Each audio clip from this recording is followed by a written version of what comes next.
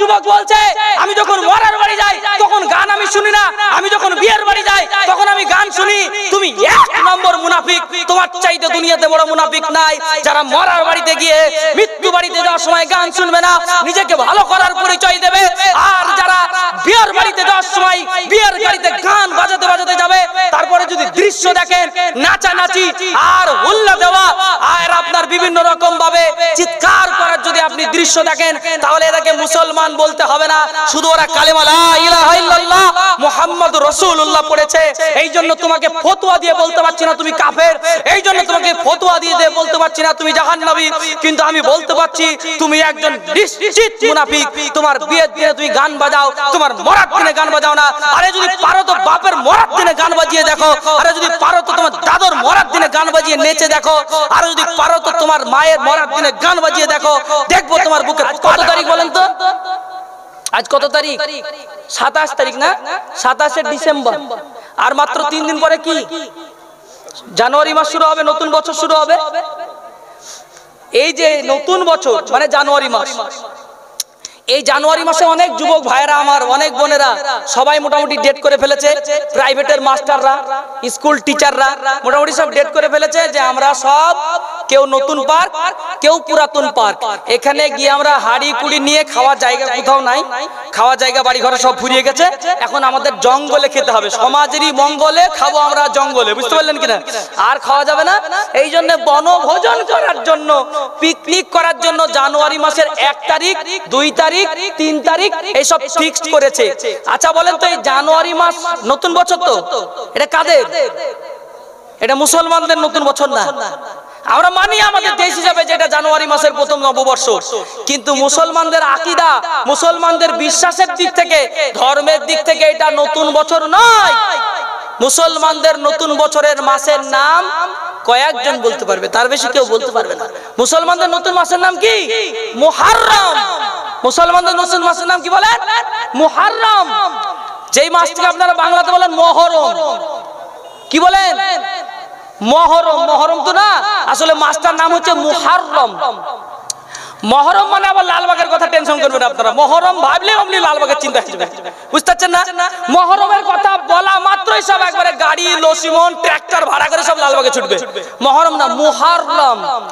মুহররম মানে কি? সম্মানিত মাস, সম্মানিত মাস, যেই মাসকে সম্মান দেওয়া হয়েছে। হাররামা ইউহাররিমু তাহরিমান ফাহুয়া মুহাররিমুন ওয়া মুহাররামুন, মানে হচ্ছে যেই মাসকে সম্মান দেওয়া হয়েছে এই মাসটার নাম হচ্ছে মুহররম। এটা হচ্ছে মুসলমানদের নতুন বছর। এই বছরে দুটো কাজ করতে হয়, পিকনিক না, ঘুরতে যাওয়া না, দার্জিলিং না। মুসলমানদের মুহররম মাসে যেটা করতে হয় সেটা হচ্ছে দুটো রোজা রাখতে হয়, 9 তারিখ 10 তারিখ আশুরার রোজা। এটা হচ্ছে মুসলমানদের নতুন বর্ষ পালন করার নিয়ম। কিন্তু আমরা মুসলমান, জাতির মুসলমান, তোমাদের কপালে চুনকালি পড়বে, তোমাদের রাস্তা কোথায় হবে দেখে নিও। তোমাদের মৃত্যু যদি এইভাবেই হয় তাহলে তোমাদের শেষ ঠিকানা কোথায় হবে তোমরা নিজেরাই বুঝতে পারবে।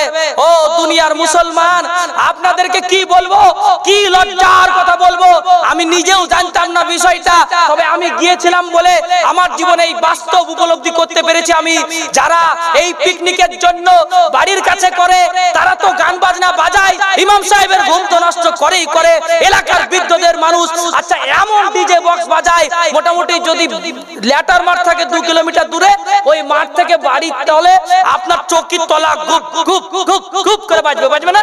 বাজে না? বাজে না? এখন 110 বছরের মানুষ, 109 বছরের, 100 বছরের বুড়ে যদি বেঁচেও থাকে, রাতারাতি যদি আরেকটু 1 কিলোমিটার কাছাকাছি যদি বক্স বাজায়, রাতারাতি ধপ ধপ ধপ করে বাজতে মরে যাবে। এমন পরিস্থিতি, বুঝতে পারছেন কিনা?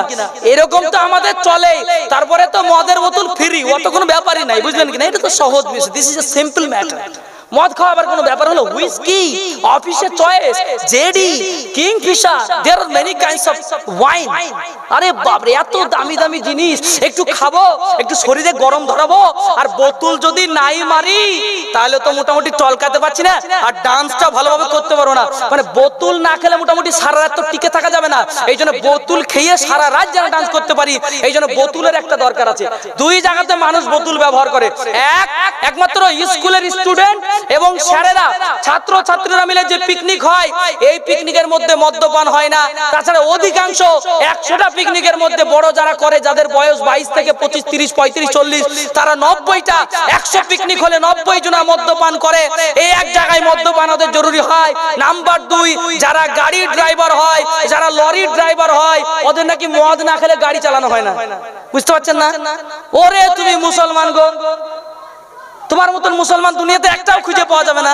মানে লরি চালালে বলে মদ না খেয়ে লরি চালানো যাবে না। চলো আমার সাথে এসো, তোমাকে দেখাবো যে বহরমপুর থেকে কলকাতা যাচ্ছে, বহরমপুর থেকে বিহার যাচ্ছে, বহরমপুর থেকে পাটনা যাচ্ছে, তারা নামাজ পড়তে পড়তে যায়, আর তুমি মদ খেতে খেতে যাও, আর তুমি বলো আমি গাড়ি চালাতে পারি না। তারপরে তোমার চুরি তো আছেই, মালিককে না জেনে তেল চুরি করার ব্যাপারটা তো একেবারে ফ্রি ব্যাপার। বুঝতে পারছো না?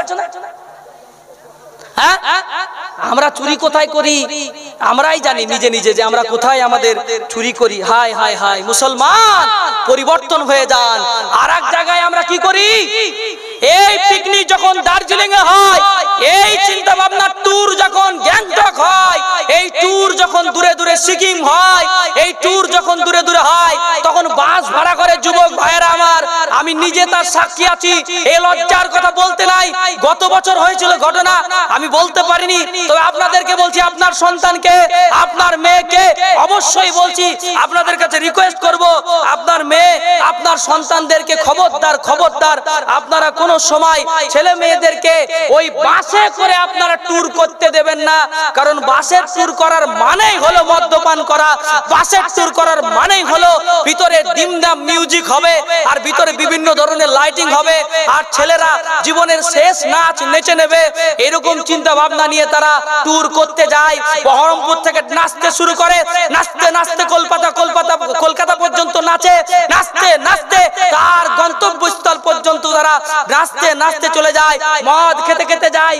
আর যদি বলেন এখানে মদ্য খাওয়া যাবে না, মদ্যপান করা যাবে না, কোন মুসলমান ভাই যারা ভালো মানুষ, তারা যদি বলে ভাই তোমরা এই বাসের মধ্যে মদ পান করো না গো, তোমরা এখানে গান বাজায় না গো, তারা উত্তরে কি বলে জানো? হারামখোর শয়তানরা উত্তরে কি বলে জানেন? আমরা কি কবরস্থান যাচ্ছি নাকি? বুঝতে পারলেন না? আমরা কি মরার বাড়িতে মরা দেখতে যাচ্ছি?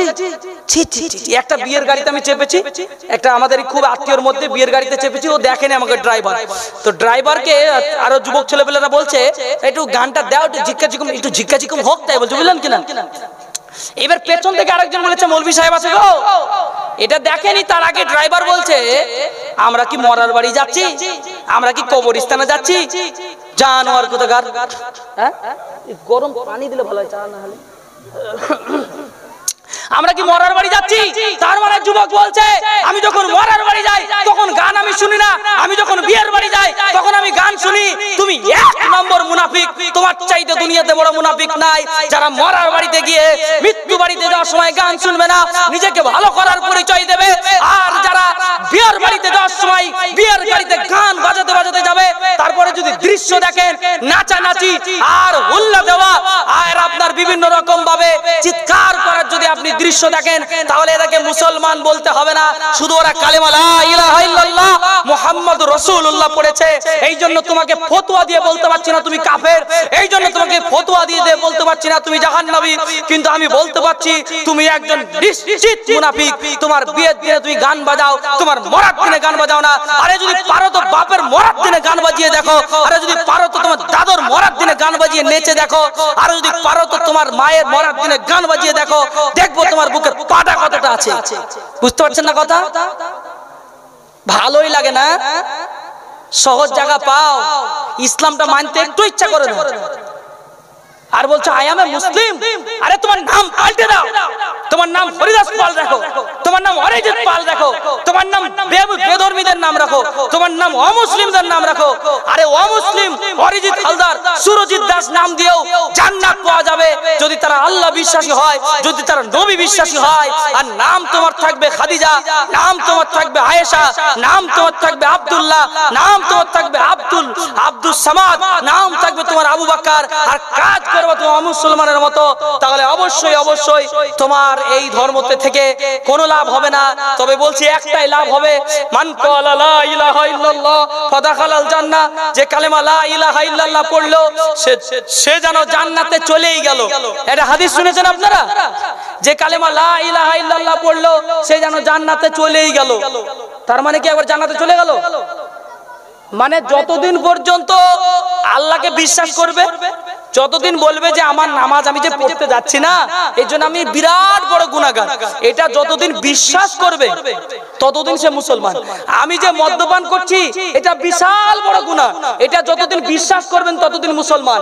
আর যদি মনে করেন মৌলবীদের সব কথা শুনতে গেলে হবে, এ কথা বলা মাত্র কাফের হয়ে যাবে। মৌলবীদের সব কথা শুনতে গেলে হবে না। মৌলবী কি তার বাপের কথা বলে? হ্যাঁ, আমার কি মনে হচ্ছে আমার বাপের কথাগুলো আমি নকল করে করে বলছি? এগুলো আল্লাহ এবং তার রসুলের কথা। আপনাকে হয় বলতে হবে আমি গুনাহগার, আর তা না হলে আপনাকে যদি অস্বীকার করেন তাহলে আপনি হয়ে যাবেন কাফির। অস্বীকার করলে কাফের হয়, কিন্তু স্বীকার করে যদি কেউ গুনাহগার হয় তাহলে সে জাহান্নামী হয়। বুঝতে পারলেন না কথা? যারা নামাজ ছেড়ে দিল তারা জাহান্নামী, একদিন না একদিন তারা জান্নাত পাবে।